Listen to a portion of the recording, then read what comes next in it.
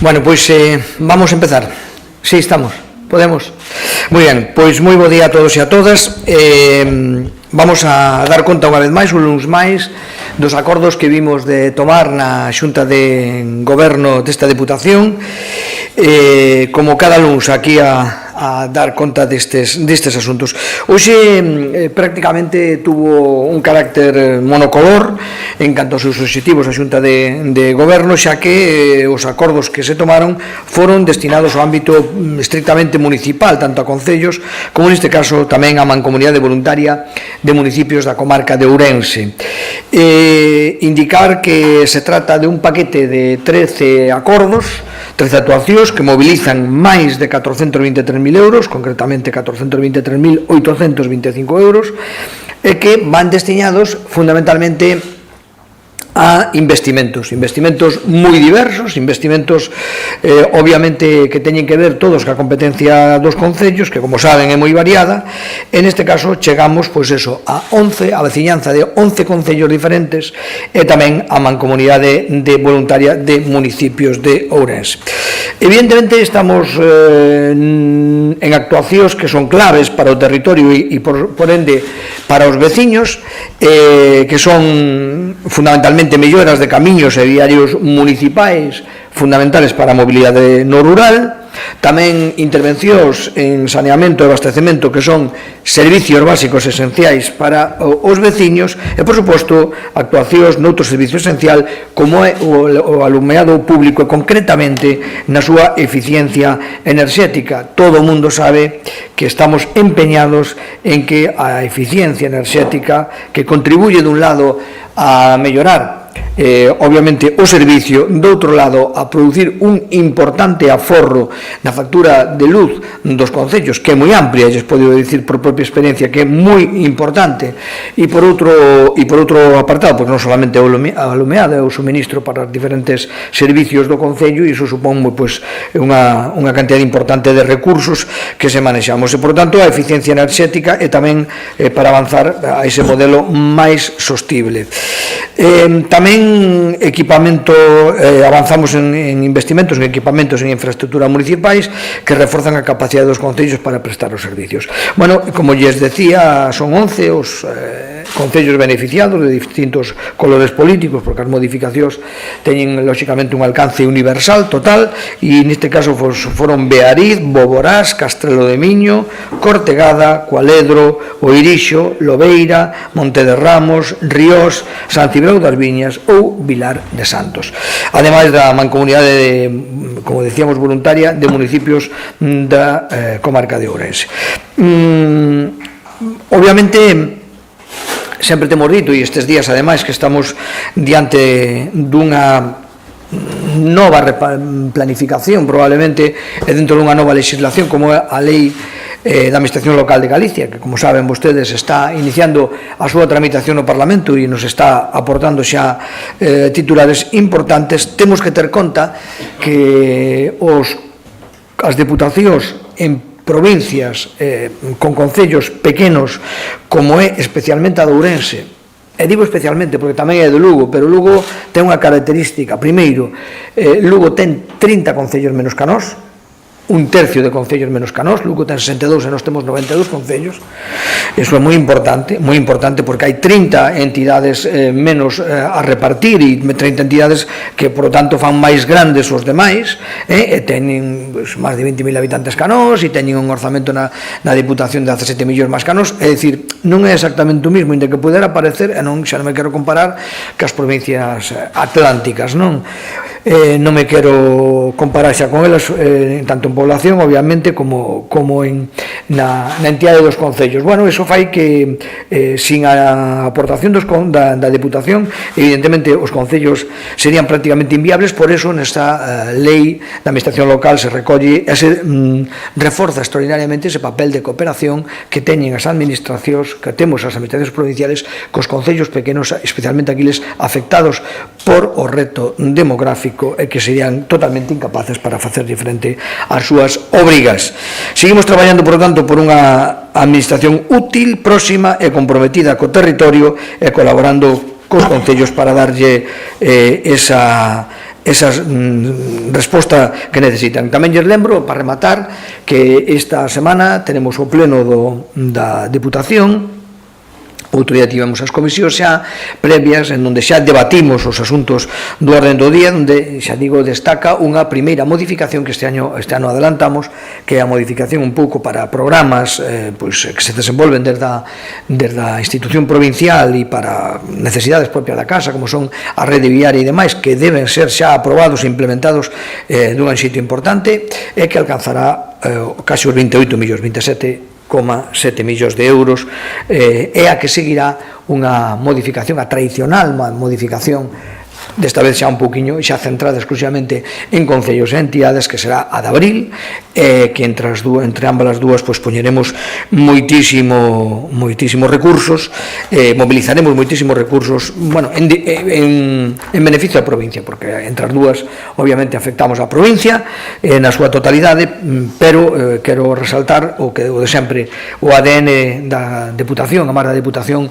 de Ourense, que a característica que teñen os concellos é a axuda a cooperación aos concellos, e nesta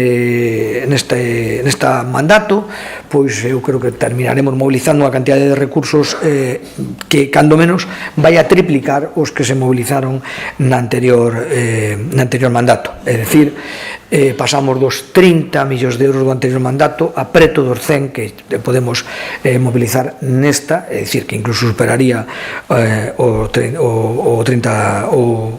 terceira parte, unha terceira parte máis, que triplicaríamos ampliamente esa cantidade. Bueno, eso é o que vamos a facer, o que nos ocupa durante todo este tempo, para intentar chegar ao maior consenso posible, chegar a atender as necesidades maiores dos concellos, e basicamente é no que nos ocupa. Isto significa que, dun lado, o que acordamos executámoslo, e vimos todos os lunes aquí a dar conta da aprobación destas modificacións, onde xa se asigna aos concellos directamente o seu diñeiro para que podan levar a cabo as obras que se foron aprobadas nas modificacións precedentes e tamén nos orzamentos, e, por outro lado, xa non paramos e continuamos, evidentemente, dotándonos de novos recursos a entidades sociales, deportivas, culturales, as entidades empresariales, en definitiva, a toda a provincia, e ademais, obviamente, sobre todo e fundamentalmente os concellos, que é o que facemos dende esta Diputación.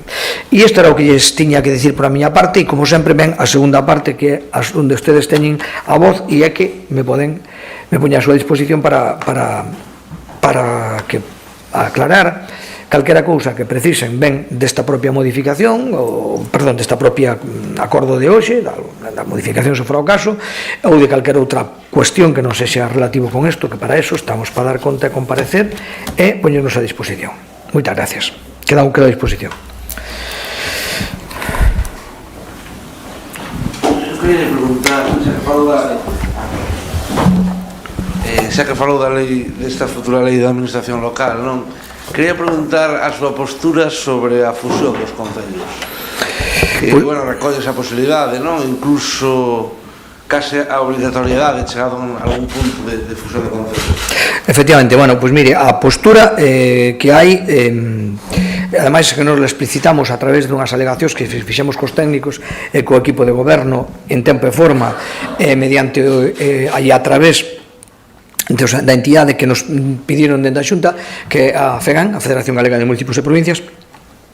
Nos estamos en contra da fusión obligatoria. Ahora ben, somos conscientes de que obviamente hai economías de escala, hai prestación de servicios que deben tender a unificación, a por lo menos a mancomunarse, para actuar dun xeito máis eficiente, un xeito máis eficaz, e, por lo tanto, nós, todo o que sexa estimular a mancomunar servicios, ou mesmo fusionarse se hai vontade por parte dos concellos, pois, por suposto, estamos a favor, porque creemos que se pode mellorar por esa vía a economía dos concellos e se pode mellorar a prestación dos servicios, e, por lo tanto, atención aos veciños, que é ao final o que buscamos con todos, non? Pero é certo que a fusión obligatoria non é unha un principio desta deputación, eso témolo claro. E tamén quero facer unha pequena reflexión aquí, porque eu creo que vostedes son uns extraordinarios interlocutores tamén para plantexar ou aclarar a veces afirmacións que se fan por parte, bueno, pues, a mellor instauradas incluso na sociedade, a veces por opcións populistas que non nos axudan nada. Por exemplo, dicir que isto aforraría extraordinariamente moitísimos costes de políticos nos concellos, moi poucos. Mire, nos concellos, salvo un alcalde que teña unha dedicación exclusiva, e esta é unha dedicación exclusiva, ten que dar contas da dedicación exclusiva.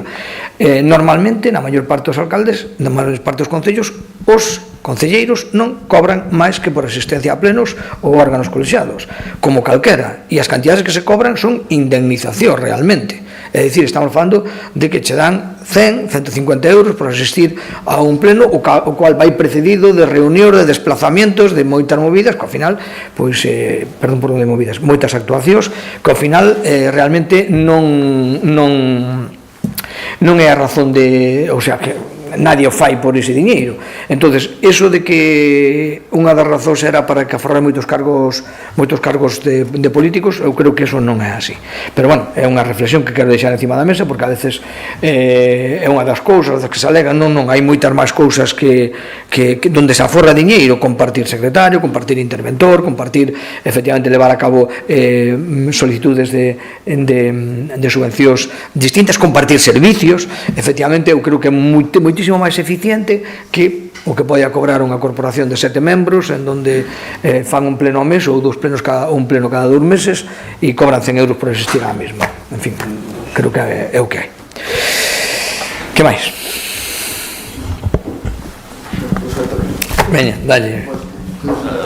No, eu quería ver se tiña conhecimento de outros alcaldes de outros concellos con todo isto, bueno, da guerra, se lle teñen chamado porque se incrementa o gasto da luz, algo así, se teñen así algunha noticia deso. Bueno, efectivamente, bueno, como vostedes saben, obviamente a guerra o que está traendo un aumento de custos que xa é algo conocido en déjà vu, non? Xa sabemos o que ocurriu no seu momento co COVID e xa sabemos como ocurre isto, non? Entón, eu creo que aquí da experiencia se sacou un paquete de medidas por o goberno central. Bueno, ahora comento alguna cuestión, bueno, pois un pouco porque xa vimos ver o tema, non se podía retrasar, é dicir, xa sabemos cando se dispara a gasolina, o gasoil, o combustible, cando se dispara a luz, etc., obviamente encarecense todo o resto dos produtos, dos servicios e demais. Bueno, o goberno central reaccionou a petición das comunidades autónomas, bueno, pero reaccionou dunha maneira curiosa, non? Reaccionou dunha maneira curiosa e é que baixou os impostos realmente en tributos que realmente recaudan as comunidades autónomas, co cual a quen lle fixo recaer o coste invitou o goberno central e pagan as comunidades autónomas. É unha maneira bastante importante de trasladar ese recorte, esa axuda, xa que esas recaudacións que fai, por exemplo, no imposto de hidrocarburos e demais, pois a mitade corresponde ás comunidades autónomas, co cual pagan a mitad da factura. No suministro eléctrico, na produción de suministro eléctrico, tamén nos recaudan as comunidades autónomas, co cual a rebaixa do IVA, evidentemente, recae sobre as comunidades autónomas. Bueno, iso é o que hai. Nós, evidentemente, entendemos que con esta primeira medida que se leva a cabo desas rebaixas nos impostos, bueno, atemperan un pouco este aumento. De momento, pois nos vamos, o que decimos, todo o diñeiro que vamos a ter, que podemos ter, vamos a destinar aos concellos, evidentemente tendo en conta que tamén van a afrontar maior costos. Sí. Buenos días, presidente. Buenos días. De cara al pleno del viernes y a esa modificación, no sé si ya tiene garantizados los apoyos necesarios, si le gustaría que se aprobase por unanimidad, cómo está la aritmética. Bueno, nós cada vez que facemos unha modificación falamos con todo o mundo. En principio, sí que vai a salir adiante e creemos que non vai a ter moita oposición porque foi falada, como sempre. con todo o mundo, exposta, falada, negociada, e, por lo tanto, creemos que o sea, estamos seguros de que vai a salir adiante. Xa saliu na comisión, xa obtuvo votos favorables na comisión, non tuvo oposición, e, por lo tanto, non sei se habrá unanimidade, pero creo que, dende logo, grandes oposición non vai haber. Gran oposición non vai haber. Sí. E que me dá pé a facerlle a pregunta. O que aconteceu, non sei, no Concello de Ourense, ese pleno que había extraordinario, que chegaron, e como decía que usted fala ca xente, si no Concello falaron co Partido Popular, si sabe algo deso, porque ao final non houve nada. E dixo que había falado con todos e que tiña un acordo ca concelleira. Non. Vamos a ver. Eu creo que, acabo de dicilo, e creo que levamos xa casi... Bueno, quedanos a última parte, un cuarto da legislatura, quedanos prácticamente un ano, e creo que se acredita como, gobernando en minoría en ambas institucións, pode haber un clima de diálogo, de consenso, sobre todo nos temas esenciales, e como pode haber grandes líos, grandes barullos, que en definitiva non axudan a clarificación dos asuntos. Evidentemente, eu poño o exemplo, nós hasta ahora, espero que o Benres non sea unha excepción, le hemos falado moito, e levamos aprobado todas as modificacións de crédito, a maior, eu creo que casi todas as modificacións de crédito, sin ningún voto en contra. Ou non sei, non recordo, si en orzamentos, pois sí que hai algún voto en contra, porque hai algunhas ideologías que impiden poder chegar a acordos, non? Pero en modificacións, cando falamos de cousas concretas, efectivamente, falamos, atendemos, pois escoitamos, recollemos e negociamos, e perdemos todos. Bueno, o meu espírito é, desde logo, chegar a acordos, e por iso non tal. O tema do pleno do outro día. Bueno, pois o pleno do outro día, pois o de sempre. De repente atopámonos, eu trasládame do Grupo Municipal da capital, trasládame de que de repente se fai unha convocatoria extraordinaria urgente para a piscina termal. Nos, sobre a piscina termal, era un día pa outro. Nos, sobre a piscina termal, efectivamente, habíamos feito, e sobre o resto de instalacións termais habíamos feito alegacións a esa ordenanza, alegacións no sentido de introducir bonificacións e melloras para os cidadáns, é dicir, eso é o que buscamos, e nunca supemos máis da suerte que correron esas modificacións. E cando efectivamente o outro día se convoca o pleno, dicimos, oi, pero e as nosas modificacións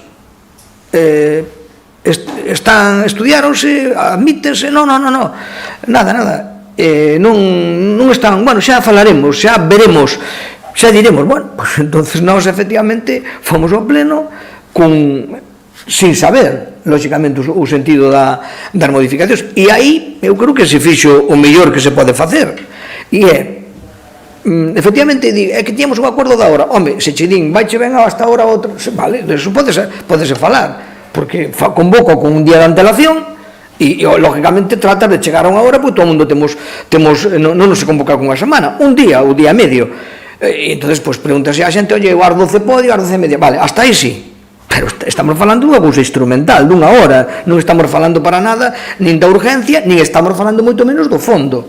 Bueno, chegados un momento, nós estuvemos a hora que pactamos no pleno, aí por un grupo se pacta, se plantea unha solución que nos habíamos planteado, que era ao declarar a non urxencia do pleno, porque a verdade é que non era urxente.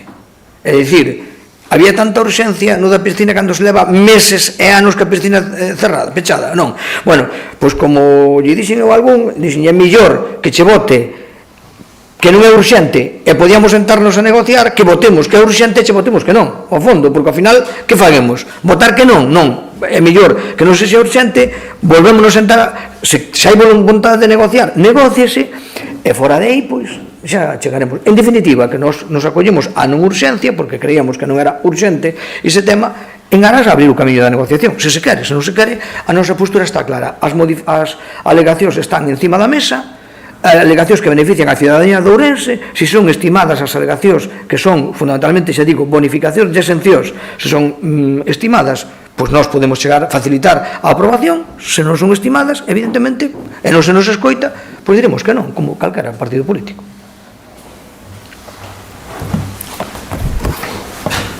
Que máis? Algo máis? Non? Bueno, pois nada, pois moitísimas gracias unha vez máis por por unirnos, por dar conta, por permitirnos eso, dar conta, por tamén permitirnos facer algunhas aclaracións que creo que a sociedade necesita conocer.